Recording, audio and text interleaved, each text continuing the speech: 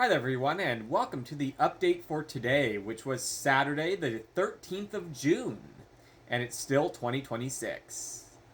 This morning I was in the accounting office again. It was another one of those 5 to 2 shifts. As I mentioned yesterday, one of those sad moments, teardrop, where I had my final day of doing accounting under the old system before we implement a new system on, I think it's Thursday morning is the first day of it, or Wednesday. Wednesday or Thursday, one of those two is the first day of it. For me, the first day is going to be on Thursday. And that's going to be kind of a tag team day, from what I understand, where there's a trainer in there as well as the lead accountant and myself, the backup, or the main person's days off person. We're all going to be in there, and I guess Thursday is going to be the big day. Now, that being said, for this last shift, at least for me under the old system, it was a decent day in that made pretty decent time. Got through most of the stuff in about 5 hours and 45 or so minutes, which, not great, but better than the last couple of times that I've been in there. That's for sure. And lots of things off, though, today. A couple mysterious discrepancies that, quite frankly, are very close to bill denominations, so somebody's probably flubbed something, and but those things are very, very difficult to actually conclusively determine what happened. Kind of get the basic idea, but you can't just pinpoint it. Those type of things.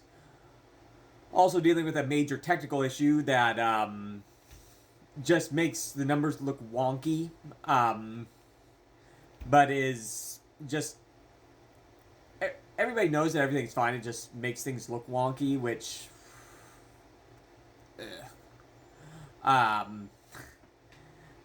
normally are these things go on like monthly cycles, but because the changeover next week, everything's messed up anyway. So whatever. And that was pretty much that. On my lunch break, went and filled up the gas in my car, or one of my vehicles, and now this is the most Pacific Northwest thing you've heard in a while. Gas had gone down to 290 or to 494. Let me rephrase that. Gas had gone down to 494. Oh, thank you so much, powerful people, wherever you are, wherever it is, whatever conspiratorial group you're part of or whatever. Thank you so much for 494. What is is it Oliver Twist or the Christmas Carol or whatever, where the little starving boy, please, sir, can I have some more? Can I have another discount? Because I need it. Anyway, so gas was down to 494. And, which, no joke, you guys. If you're watching this from some other part of the country or part of the world and you're like, what the hell? At the gas station that's at my store, it got up to 540.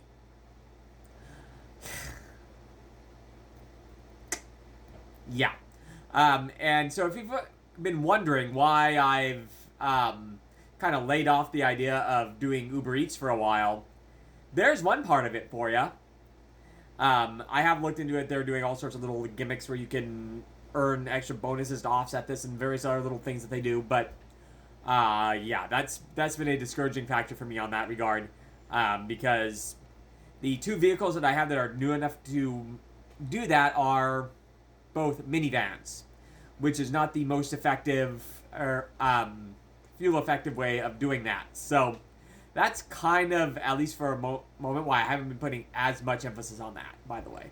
I've been meaning to mention that, but hadn't really come around to thinking about it until now. So there is that. Let's see. It was very warm today. You know, not low 90s and sunny.